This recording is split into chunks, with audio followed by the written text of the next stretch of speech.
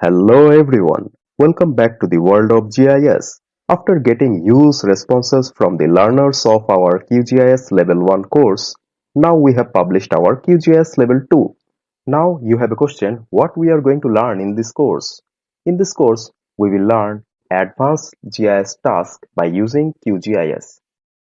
See this 2.5D map which is developed by using QGIS, and in this course we will learn this also how to create this 2.5D map.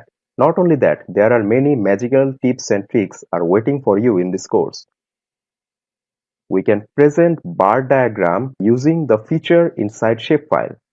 In here, these features are bar diagram inside this map. So, in this course, we will learn how to present bar diagram inside map by using features of shapefile. We will learn Advanced Editing Toolbar for advanced editing in QGIS interface. We will learn all tools inside this Advanced Digitizing Toolbar for our advanced shapefile editing work purpose. And there is more highlights inside this course. We will learn a very interesting and dynamic task in our GIS project, which is grid map. Yes, in this course, we are going to learn in detail about map layout and how to create a grid map in map layout. If you can create a grid map, that means you are expert in QGIS map layout, by which you can present any kind of your map dynamically with interactive designed and in organized way. We will learn advanced level inside map. See the level of this map, which is dynamic level created by using QGIS.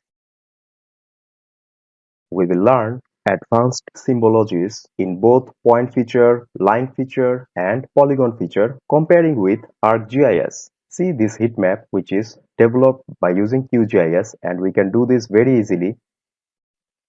We will learn about point displacement and also point cluster.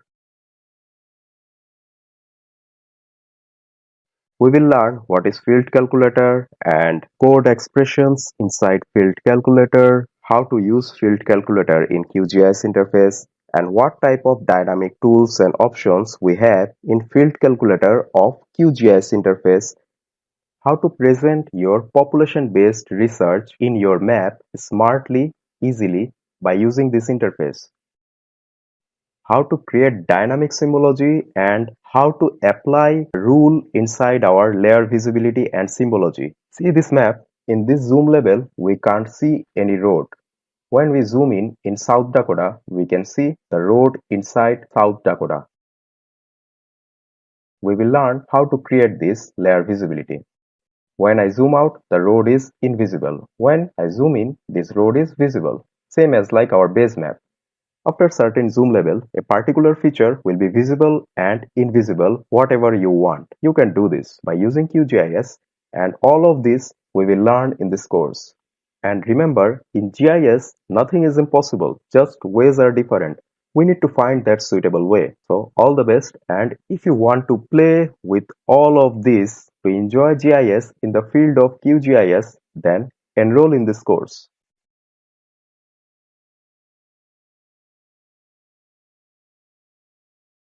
Thank you and enjoy GIS.